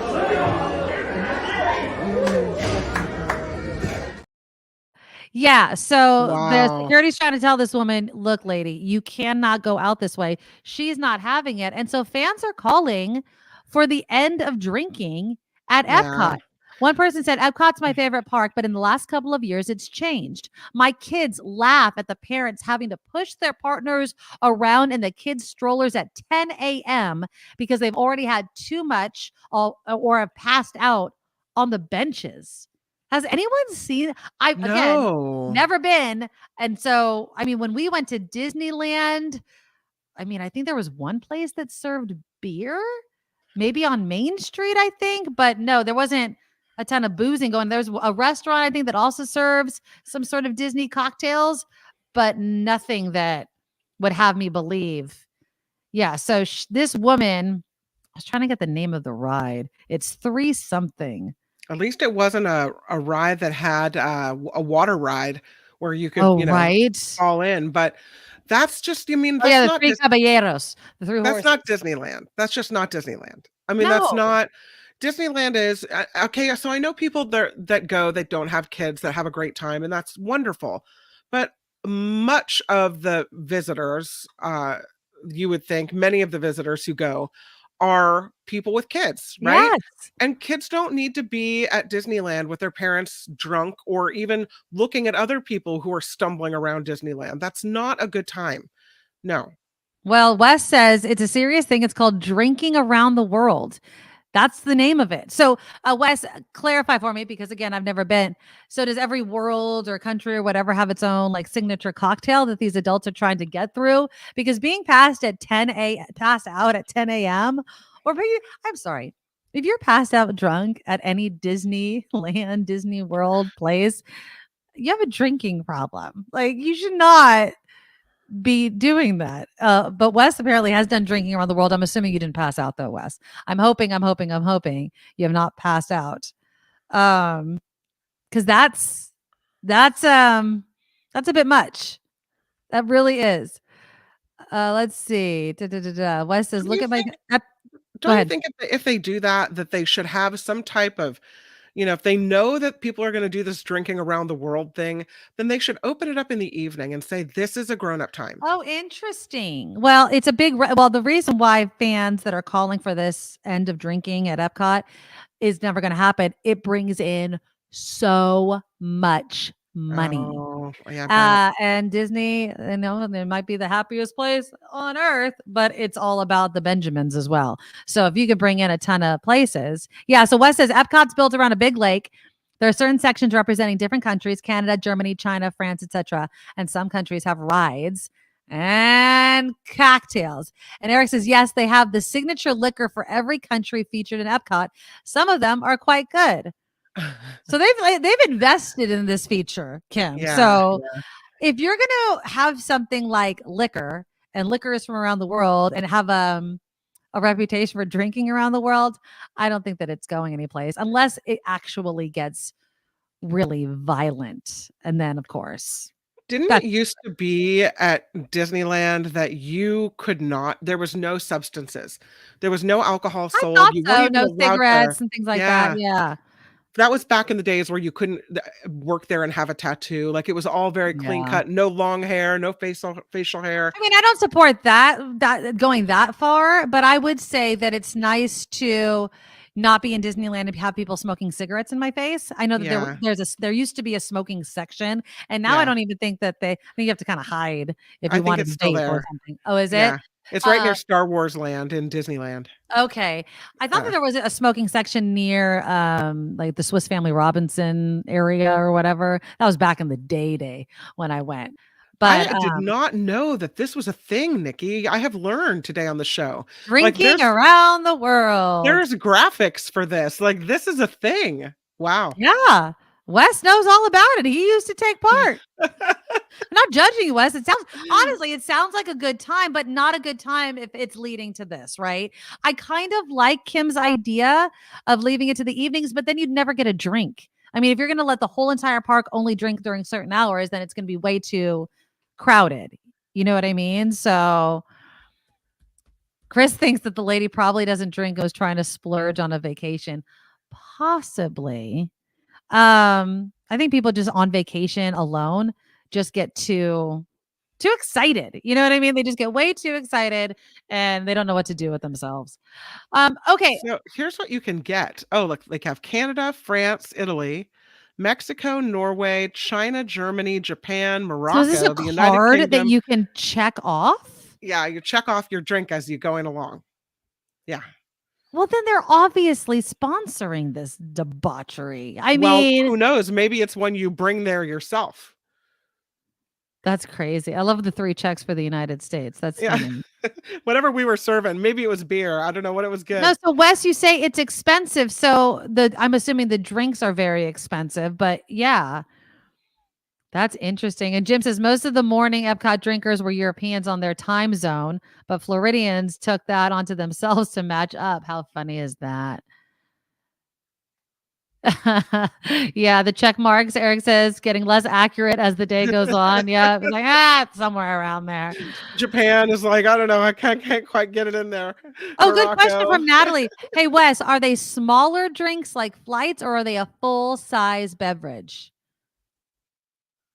That's a good question. I mean, I would assume it's at least a shot. So you're taking like however many countries were on there. And each drink says between 10 and $15, which you go to some bars, that's pretty normal. I would expect them to charge more, right? Yeah. That's the way to control it. Disneyland, raise the prices of your beverages. You make more money per drink, and hopefully it gets people to slow the hell down. It's a full shot and a drink. Yeah, it's a full shot and drink. What would Walt say? What would Walt say? Oh, Walt Disney. I was like, who's Walt? Walt Disney, yes. Walt would be horrified. Yeah, I think Walt would be horrified by a lot of the things that surround it. I mean, he never wanted Disneyland to stop growing, right? But now some of the things, I'm just like, you guys are making it way too expensive for people to be enjoying the happiest place on earth. Okay, I'm horrified by a picture that I just found, and before you move on, I feel like I would be remiss if I didn't show this to you. Oh, please horrify us. It seems to me like the drinking around the world thing is enough, but then you go and put cocktails in the hands of the characters. Mickey Mouse holding a beer. Look at Minnie's. This is all bushes and plants, but Minnie's got a glass of wine. You've got, what is that, Goofy back there with some type of sake. Whatever's going on here, it doesn't feel right. Oh, interesting. But again, if they're selling this, is there anything wrong with it? Should Walt Disney World be equated with any vice like alcohol? I mean, obviously they think it's okay or they wouldn't have something like this. You've just taken Minnie, Mickey, and Goofy and took them from kids characters to grown-up characters in a heartbeat. Yeah. Eric says they sell steins, like the beer steins in Epcot, Germany. They're gonna take your money for whatever they want. I mean, you might not like the look of Mickey and Minnie with booze in their hand. They like their money in their hand. So wow. Yeah. I'm shocked by that. That surprises me. Susan agrees with you. Walt would not like it. Drinking and kids shouldn't be a good mix. Yeah. There's a purity to Disneyland, and I would say even Disney World, that it's, this kind of wholesome, good, fun, magical place where mommy and daddy aren't sloshed like maybe they are at home. I don't think so. And I don't I don't like the characters drinking. Don't like it. All right. Well, we'll see how people feel about that. You guys can continue to leave your comments. We'll continue to read them on the other side of Kim's news. Also, when we come back, boomers are being called out by the younger generation. And I'll play you one of the TikTok videos of one of these people making their argument that it's not that they don't understand. They just can't, this person says they can't conceptualize what it must really be like to be able to afford life in 2023. So I'll play you the video, and then I want you guys to tell me, what do you think about this? And I know that people watch the show and they're of all different ages. Okay. So I'm really curious about the conversations you have, let's say with your spouse versus your child, or maybe even your grandchild, about why can't they afford the things that you possibly were able to afford and the lifestyle you were able to live? Is it simply because these are entitled young people that just want the latest gadget and they're going to blame it on avocado toast and Starbucks? Or is it that they just don't do the math? Boomers aren't doing the math and they just don't know what they don't know. Click the thumbs up button. Let me know what you think in the comments, and we'll talk about it right after Kim's news. Now, from around the world to up your street, the Nikki Medoro Show presents News Czar Kim McAllister. I am Kim McAllister, and let's start with this submersible story because that is still going on. The search for this submarine, little one, is still underway. And as of yet, no, it's a no luck. The Defense Department, though, is now assisting in the search for this missing vessel that was used to explore the Titanic wreckage. DoD spokesperson Sabrina Singh told reporters today C-130 aircrafts are conducting search flights over the area. She said the Navy has been coordinating with the Coast Guard, which is leading the search. So they are not slowing down. They are not giving up. Only 40 hours of air, they estimate, left in this little submersible, that according to the Coast Guard. So far, the search efforts have not yielded any results. And again, 5 people aboard this vessel, which went missing on Sunday. A judge has set a trial date for former President Trump for his alleged mishandling of classified documents. The Florida judge ordering the jury trial to begin August 14th, but, that'll likely be pushed back after Trump's team files all their motions. Of course, Trump has pleaded not guilty. He did that in Miami in federal court last week on this 37-count indictment. The governor of Pennsylvania, I'll take the sub off the screen, says that I-95, remember it kind of collapsed after a fire. I-95 traffic will start flowing again over this coming weekend. A portion of the busy highway has been closed since a bridge collapsed last week due to a tanker truck fire. While giving an update on repairs today, the governor said the paving work would begin on Wednesday. And it is official. Here comes the sun. California headed toward a hotter than normal summer. According to the National Oceanic and Atmospheric Administration, California has a 33% to 50% likelihood of warmer than average conditions this summer. So, especially Northern California, they say. So we can get ready for that. This is due to an early appearance of El Nino factors lining up in the Southern Hemisphere that conditions favor above average heat.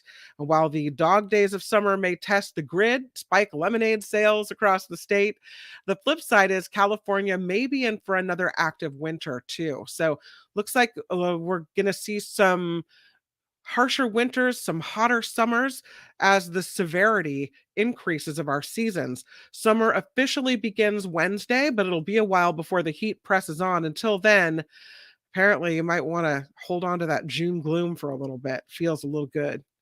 Dr. Dre set to receive the first ever hip hop icon award from ASCAP. That according to the American Society of Composers, Authors, and Publishers, ASCAP. The legendary rapper will be honored at the organization's Rhythm and Soul Music Award celebration of 50 years of hip hop this week, and that is happening in Los Angeles. I'm Kim McAllister on the Nikki Medoro Show.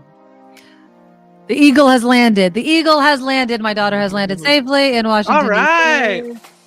She has not seen my text, though. I said, I hope you were able to eat something. Very concerned about the eating of my daughter, but I'm going to let it go, people. I'm going to let it go. I will start this week. I was sorry. Watching all the parents at Dark 30 drop their kids off was quite hilarious, but moving on.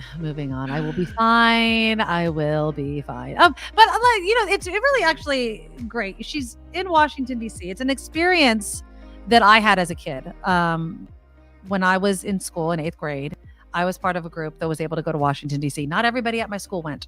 And my daughter's school is actually doing it after school let out, which I actually like because I feel like it can kind of ease the pain from some kids not being able to go and maybe their friends are going and that sort of thing, which is nice.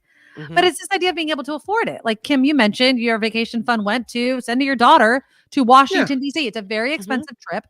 And it just kind of begs the question of what people are able to afford now versus what they were be able to afford back then.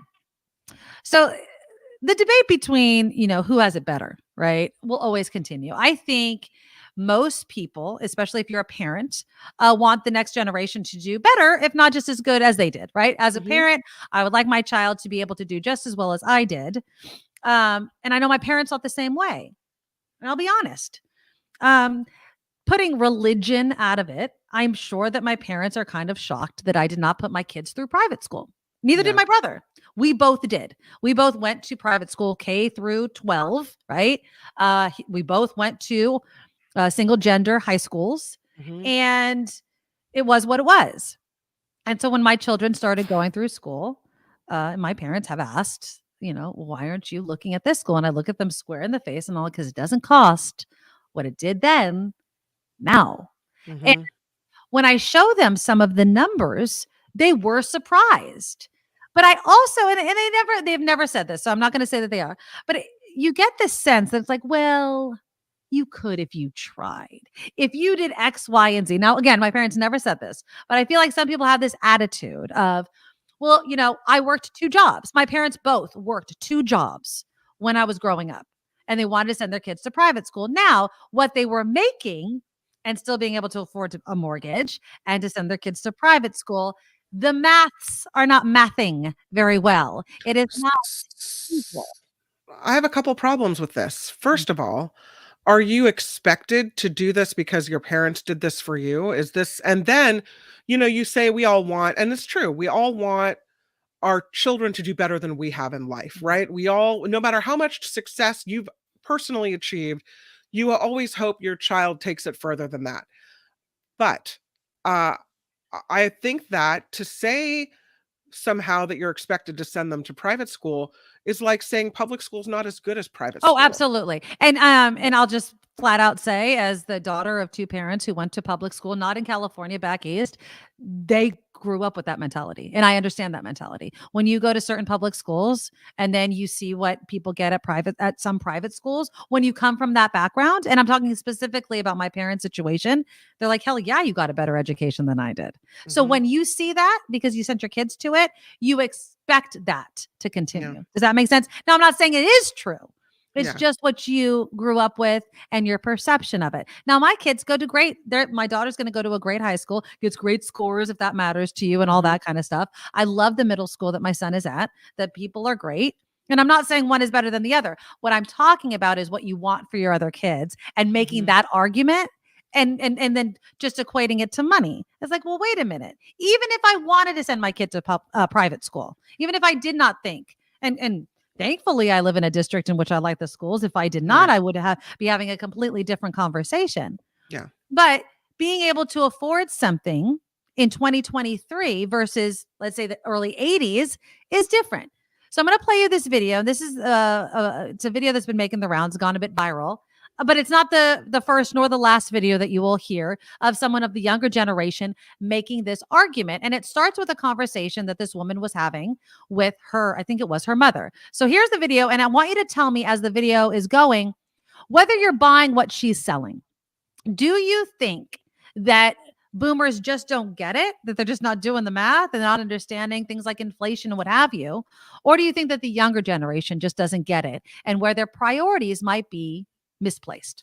Okay, here's the video. I'm about to graduate in May. A lot of the conversations I've been having with my parents lately have been surrounding what I'm going to do when I graduate, where I'm going to go. So my mom works for a company that's just like huge. And she said something to me yesterday that makes a lot of sense in regards to why it's so hard to find a job or even to find a salary right now that would be livable as someone who's like fresh out of college. She said that a lot of the people who are in charge of hiring there commonly say things like, college grads expect way too much, or I didn't have that much when I graduated. Then she says, yeah, when I first started, I made $36,000. And I was like, $36,000 today or $36,000 in 1980? So she made $36,000 starting off entry-level bank teller in 1980.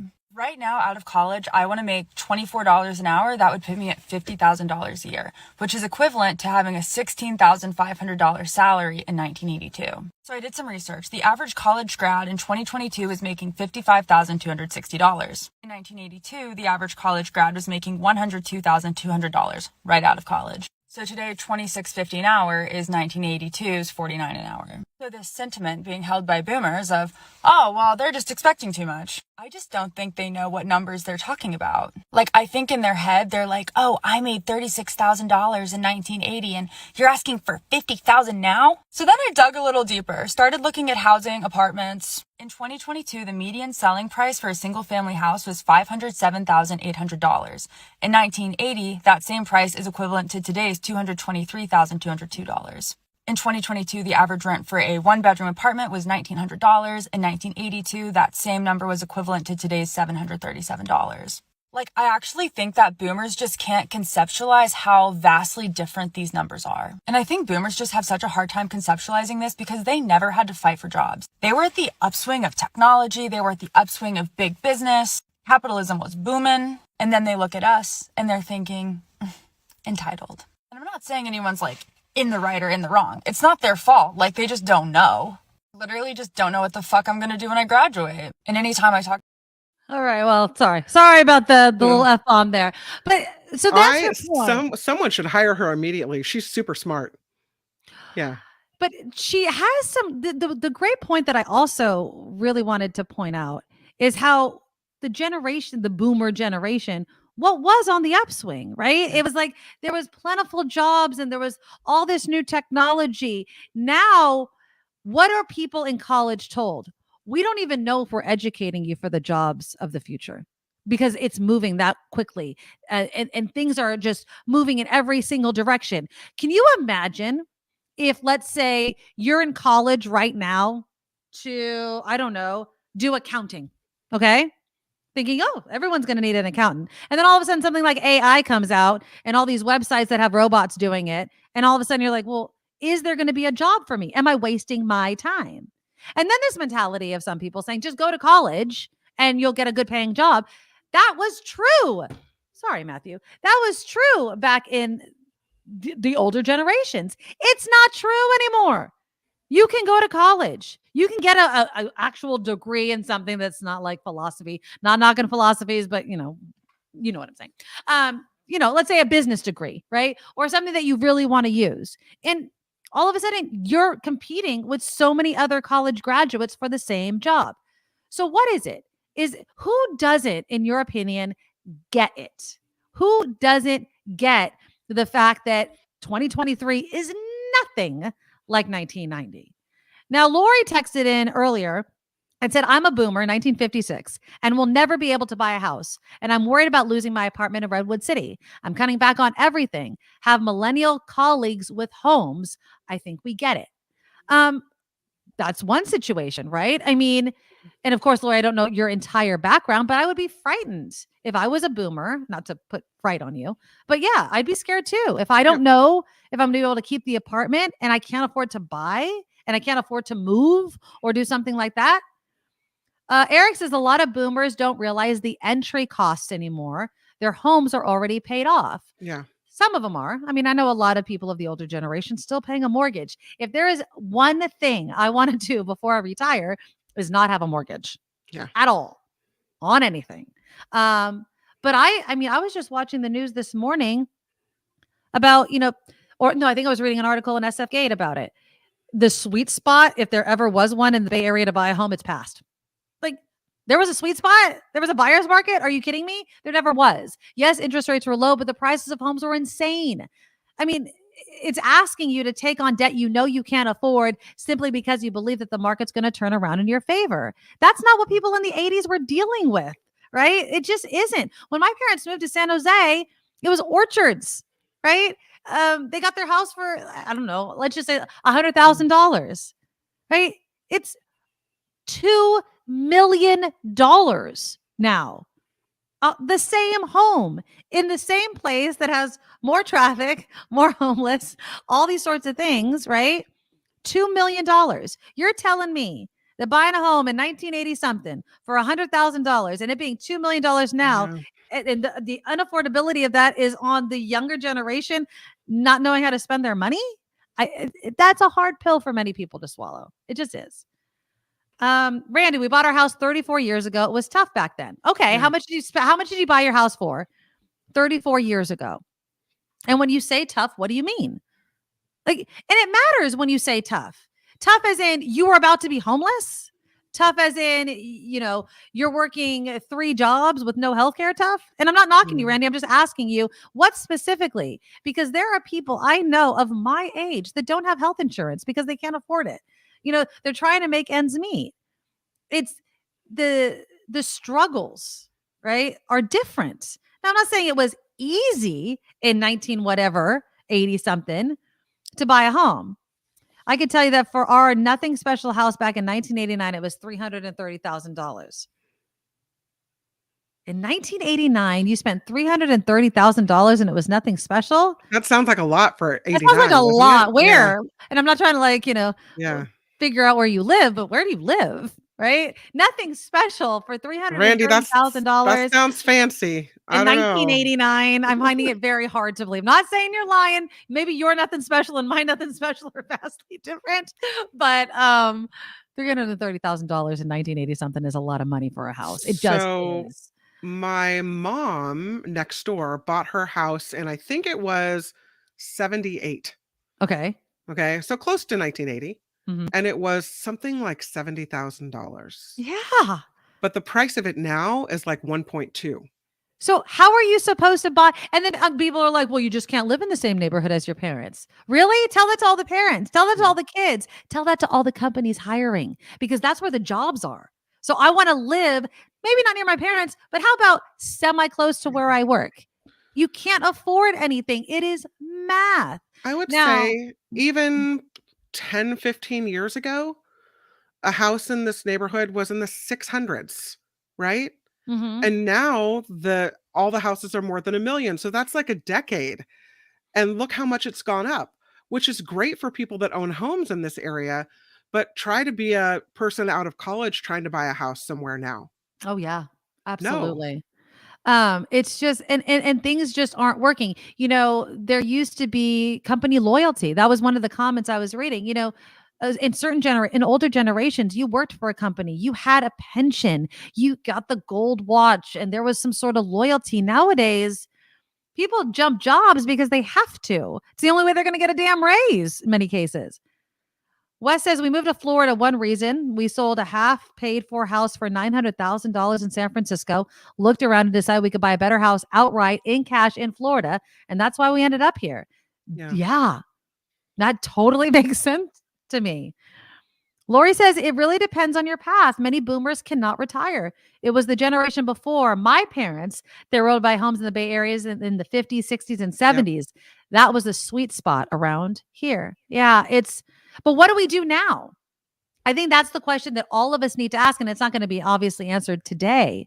But we really need to think about, what do we want our communities to look like, given the fact that housing, it doesn't seem that there is any desire to build enough housing quickly enough to bring the prices of homes down that way, right? You can't build yourself out of this problem that we've created.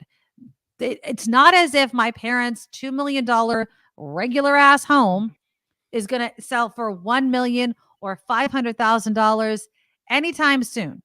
And I don't think it'll ever happen. So then what do you do with this generation that keeps growing and producing children and need homes? There needs to be a way to incentivize more housing and, honestly, people to sell their homes, right? I mean, if more and more people sell homes, then hopefully it will bring down the price, because you want to be competitive with other people selling their homes. People don't want to sell their homes right now, because where the hell are they going to go if they want to stay in the same area? That's it. You don't have space in the Bay Area? True. So what do we do? I mean, is it just going to be a bunch of boomers living in their homes until they die? And then why you see these communities popping up, pardon me, like Mountain House, right? And true. whatever the other ad that we used to run on Station X, the colony out in wherever, you're pushing farther and farther and farther out. Yep. But again, you have to entice businesses and jobs to go out there, because if there's nowhere to work, then people are commuting, and then it's all the same conversation that we always have. I don't know. I mean, I really do think, the younger generation, I'm not going to say wastes a lot of money, but and I hate to say have, because yes, you can live without a phone, but you can't compete for, high tech, high paying jobs necessarily if you don't have a place or a way for people to reach you. You're going to be home with a landline the whole entire time. No, I don't think it's Starbucks and avocado toast that's doing the younger generation in either. I think that there's just a lot more things that we have to pay for. Gas is more expensive. Cars are more expensive. Everything is more expensive. And wages have never kept up with inflation. And by a mile, it's not even close. Now, could people start going into different fields that pay you better? I saw someone in the comments mentioning the trades. Absolutely. But maybe it's also time for the older generation to promote that more and having parents stop buying into the belief that, trade schools are because you couldn't, hack it in college. Nick says, my parents bought their house in South San Francisco in 1974 for $50,000. They sold it in 2014 for $750,000. And that was on the low end. Nothing justifies the explosion of quote unquote value. Yeah. Value is based on the people that are willing to pay the price of the home for what you want to sell it for, right? I mean, I don't think that there's homes that are for $2 million that look like a $2 million house to me, but it's location and it's what people are willing to pay for it. Yeah, Karen says my parents' $1.5 million house was a tear down. I see people spending millions of dollars on a home and it's never been updated since like the 70s. And you're paying more than $1 million for that. Blows my freaking mind. I could talk about this all freaking day. Because again, it is a disaster we're living through. And it's not looming. We are living in it. There's tons of reasons for homelessness. But the fact that you cannot afford to live where you work is a huge, huge problem. Mike and Napa says wages will never match the cost. I'm not saying match. I'm saying getting close to. I'm saying, look, the profits that some companies are allowed to make without passing down something to their workers is insane. That's capitalism for you, though, of course. Harry says, I'm still working from home in Phoenix, sold in San Mateo, bought in Phoenix. Well, Phoenix prices are going up. I wonder if their wages are. I wonder if all these places that are getting, ex-Californians are watching their home values and their wages and see how closely they match up. Because if they do, if people are still able to afford in your state, please teach California politicians how you did it. I beg of you. But maybe it's too late for us. But maybe some other states can learn from our mistakes. If you do not keep some sort of control over housing values and wages, you're going to end up with an explosion of homelessness as people can't afford to move and can't go anywhere else. All right. That is our show. Thank you to William for the $25 donation. Wes for the $5 super sticker. You guys keep the show running. We always do appreciate it. If you're watching in replay, which I know so many of you are, you can still donate to the super chat. And you can throw us a super sticker, a super thanks, a super comment, because we read those even after the show's live airing. You can also become a Medorable. Thank you to everybody that has been not only joining for the first time, but bumping up their monthly subscription. It's just a one-time payment. Whatever you want, we leave it up to you, whatever you can afford, because again, we know things are expensive. Just go to thenikkimedoroshow.com, thenikkimedoroshow.com, and you can donate to our Patreon. Our PayPal links are there. Links to share the show. I'd really like to get us up to 4,000 subscribers. So please share it with your friends and family and get them to subscribe. And I'd appreciate it. All right. We'll talk to you next time. Bye. Nikki, you're all so awesome. You're sprout like a beautiful blossom. You're also the best. I really can't rest. You're all so awesome. Wow. Okay.